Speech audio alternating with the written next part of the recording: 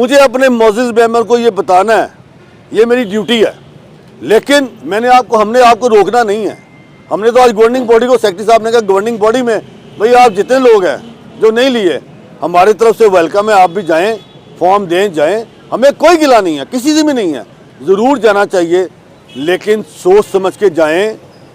बिल्कुल आप दें, 2000 रुपया एक फॉर्म है, वो आप दे दें, चले जाएं। लेकिन हम शुरू से अपने स्टांस पे खड़े हैं, खड़े थे और खड़े रहेंगे। उसकी वजह है कि वो है फेज़ 2। हमने फेज़ 2 को पीछे नहीं टाना। प्रेस क्लब का काउंसिल मेंबर एलिजिबल है, पंजाब जर्नलिस्ट हाउसिंग फाउंडेशन के एक्ट के तहत एलिजिबल है। हमने सरकार से लेना है।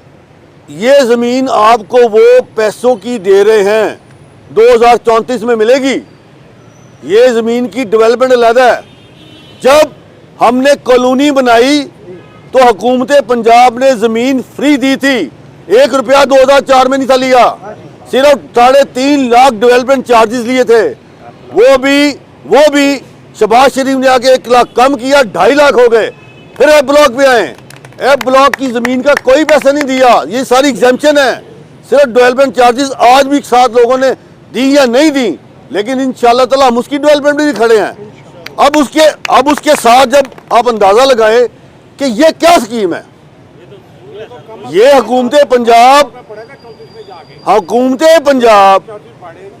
फ्री ज़मीन दे जर्नलिस्ट हाउसिंग फाउंडेशन पंजाब को, वो सिर्फ जर्नलिस्ट से प्रेस क्लब के काउंसिल मेंबर एलिजिबल है, वो उनको दें। हम आपको लिस्ट जारी करें। अब मुझे ये बताएं कि इसमें सब ऑल हैं, इसमें कोई नहीं है, इसमें रोजनामा, पतंगा, पुट्ठी, तलवार, उल्टा उस तरह भी सब शामिल होंगे। अब ये लोग सब ही नहीं के हैं, वो जाएं। हमारा काउंसिल मेंबर जाता तो बिल्कुल वो उसका हक है, उसने पैसे देने हैं। लेकिन अगर मैंने 14,40,000 देना है तो भाई लेना, तो मुझे प्लाट दे दें। अब 10 तारीख को बैलेटिंग है, वो किस चीज़ की बैलेटिंग है? आप इश्तिहार पढ़ें बाजवा साहब, 10 तारीख को बैलेटिंग है, 6 तारीख आखिरी है, 6 तारीख से 9 तक छुट्टी है, 6 को आखिरी डेट है, 5 को भी छुट्टी, 3, 4, 5 को छुट्टी है, हफ्ता, इतवार, पीर, बैंक बंद है। अब जी 10 की भी छुट्टी है। अब आप अंदाजा करें कि आपको लिखा है 2000 का आपने फॉर्म लेना है और ये 6 तक जमा कराना है, 3, 4, 5 तो छुट्टी है, 6 से 9 फिर छुट्टी है। गवर्नमेंट अनाउंसमेंट कर दी, 10 छुट्टी है, आगे फिर छुट्टियां, तो हुकूमत की भी छुट्टी।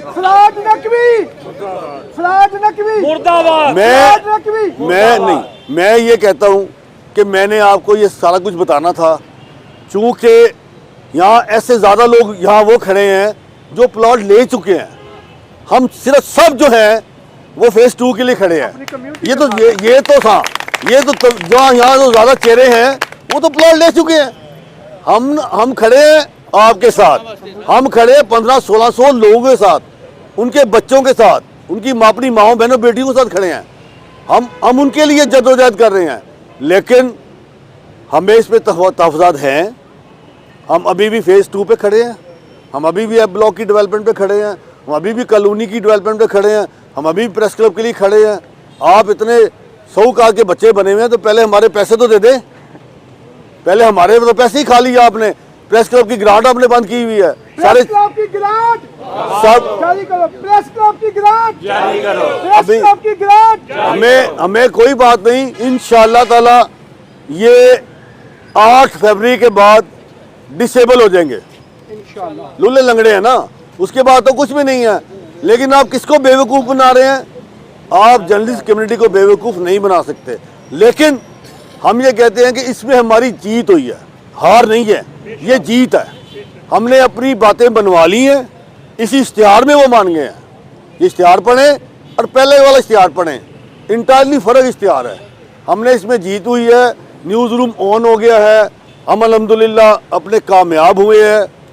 मैं आपसे ये कहता हूँ कि हमने कल की रैली एक कॉल दी थी कि हम वज़ीर हाउस जाएंगे, लेकिन इसमें हमारी कई डिमांड्स जो हैं ज़्यादा वो पूरी हैं। लेकिन हमने 11 तारीख को हो सकता है कि हमने हंगामी इजलास दोबारा गवर्निंग बॉडी का बुलाना है। हमने ये देखना है ये क्या डेवलपमेंट है और क्या बैलेटिंग है, और अगर फिर भी क्योंकि ये रहने नहीं है, ये बाज ना है, तो हमारी जद्दोजहद जो है वो जारी रहेगी। हम फेज़ 2 के लिए कौंसिल मेंबर के लिए अपनी जद्दोजहद जारी रखेंगे। आने वाली हुकूमतों को इल्म है तमाम एहतजाज का, तमाम सरगर्मियों का प्रेस क्लब की वो देख रहे हैं। हमने भी उनके कानों में ये बातें डाल दी हैं। इंशाअल्लाह ताला हम अपने स्टांस से पीछे नहीं हटेंगे। हम वेलकम करते हैं हर उस अपने मौजूद मेंबर को जिसने इसमें अप्लाई करना है, हमारी कोई बात नहीं है। लेकिन अगर हमें इंशाअल्लाह ताला हमने फेज़ 2 बनाना है, हमारी कोई कदर नहीं है उसमें, फिर भी ये उसका अपना मामला है। मैं ये भी अनाउंसमेंट करना चाहता हूँ, ये बात खुला ज़हन से कि आप अप्लाई करें, ज़रूर करें, लेकिन हम आपको फेज़ 2 में भी इंशाअल्लाह ताला अपने साथ रखेंगे। हम फेज़ 2 में आपको अपने साथ हम एक मैं ये आपको कहता हूँ, ये देखें ये प्राइवेट हाउसिंग स्कीम है, ये आरजी वज़ीर हाउसिंग स्कीम है, हमारा इससे क्या ताल्लुक है। लेकिन अगर किसी ने आप प्लॉट लेने हैं तो हमने उससे मना भी नहीं करना, लेकिन हमने फेज़ 2 की जद्दोजहद जारी रखनी है। इंशाअल्लाह ताला हम इंशाअल्लाह इस मामले में कामयाब हुए तो हम इंशाअल्लाह ताला आपने अप्लाई कर भी दिया और ना भी किया, फिर भी फेज़ 2 के लिए हम हाजिर हैं। हम इंशाअल्लाह ताला अपने मेंबर को नहीं छोड़ेंगे। मैं आपको खुले दिल से कहता हूँ कि हमने कल की जो अपनी रैली है उसे मौखर किया है, उस वक्त तक जब तक हम ये देखते हैं कि इनमें क्या तब्दीली है और ये क्या करने लगे हैं। मैंने आपको बता दिया है कि होना कुछ नहीं है, छुट्टियाँ हैं, 3, 4, 5 छुट्टी, 6 छुट्टी, 7 छुट्टी, 8 छुट्टी, 9 छुट्टी, इन और 8 के बाद इनकी छुट्टी। तो ये लोग जो हैं बिल्कुल करें। इंशाअल्लाह ताला फेज़ 2 की जद्दोजहद, एफ ब्लॉक की डेवलपमेंट की जद्दोजहद, कॉलोनी की जद्दोजहद, प्रेस क्लब की बेहतरी की, साफ़ियों की फलाहबूद की बेहतरी के लिए इंशाअल्लाह बॉडी जो है आपके सामने सारी खड़ी है। हम हाजिर हैं, हम अपने स्टांस से 1 मिनट पीछे नहीं हटेंगे। ये जिसने करना मोस्ट वेलकम। हमारा बताना ये हमारे तहफ़्फ़ुज़ात है, ये हमारी जीत है, ये हमारा बताना फ़र्ज़ है। अल्हम्दुलिल्लाह हम अपने 10 दिन की एहतजाज में ये तो कामयाब हुए कि आपने अपना सारा इश्तिहार भी तब्दील किया और आपने न्यूज़ रूम को ऑन भी किया, और हाँ आपने सरकारी मीडिया को भी ऑन किया। उसमें ये भी है, ये पहले पीटीवी और एपीपी को नहीं मानते थे, रेडियो को, रेडियो पीटीवी और एपीपी, ये खड़े हैं हमारे दोस्त सारे जावरी साहब भट्टी वगैरह, अब वो इसमें वो भी तस्लीम कर लिया। पहले स्किप था, लिखा हुआ था ये साफ़ी नहीं है। अल्हम्दुलिल्लाह इसमें हमारा 70% तो मान लिया, कोई 30-40% हमारे तहफ़्फ़ुज़ात हैं, हमने लिख दी हैं, और मैं आपका बेहद मशकूर हूँ। इंशाअल्लाह ताला अपने स्लोगन से हमने पीछे नहीं हटना और हम अपनी जद्दोजहद जारी रखेंगे। कल का हम रैली उसको मौखर करते हैं, आइंदा इंशाअल्लाह पता इजलास करेंगे, उसके बाद फैसला करेंगे। अगर हमें मुस्तकबिल में सियासी हुकूमतों ने भी डिच किया तो इंशाअल्लाह फिर ये रैलियाँ बुकर तालें इंशाअल्लाह चलते रहेंगे। निगरान पंजाब हुकूमत की जानिब से जो ये प्लाट स्कीम जारी की गई, इस पे हमारा शुरू से मौक़िफ़ यही था कि ये मुतनाज़ा स्कीम है, इसमें सहाफ़ियों को तकसीम करने की कोशिश की गई है, इसमें ऐसा खेल खेला गया है जिसमें लाहौर प्रेस क्लब पे हमला किया गया है।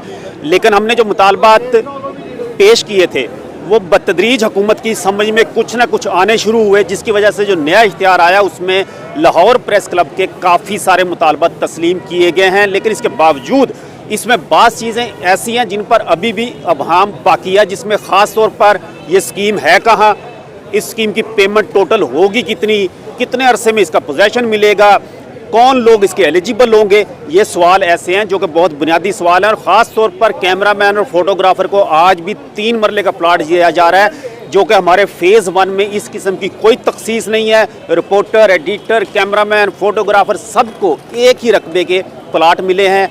हम यही तवक्को करते हैं कि इस तखसीस को भी ख़त्म किया जाएगा और कैमरामैन, फोटोग्राफर को भी यकसा रकबे के प्लाट दिए जाएंगे। रिपोर्टर्स और न्यूज़ रूम के साथ हमारे तहफ़्फ़ुज़ात इस स्कीम पर बरकरार हैं, लेकिन हम ये सोचते हैं कि अगर ये स्कीम वाकई नेक नीति से जारी की गई है और साफ़ियों की फलाह के लिए जारी की गई है तो हम हुकूमत को वो एक वक्त देते हैं कि वो इस पर अमल दरामद करे, बेहतर अंदाज में अमल दरामद करे। लाहौर प्रेस क्लब उसके साथ है, अपने मेंबरान के साथ है और अपने मेंबरान के मफादात के तहफ़्फ़ुज़ के लिए हर इक़दाम उठाने को तैयार है। जी, लाहौर प्रेस क्लब की गवर्निंग बॉडी ने इसका भी जायज़ा लिया है कि आया कौन लोग अप्लाई करें या ना करें। इस पर गवर्निंग बॉडी की जानिब से वाज़े हदायत हैं कि जो शख्स भी इस स्कीम में अप्लाई करना चाहता है करे, लेकिन लाहौर प्रेस क्लब अपने फ़ेज़ 2 के मुतालबे पर बदस्तूर कायम है, जिसकी बुनियादी शर्त यही है कि plot for all Lahore press club के काउंसिल मेंबर जो हैं उन सब के लिए यकसा रकबे के प्लाट दिए जाएं और इंशाल्लाह लिए जाएंगे नई हुकूमत से।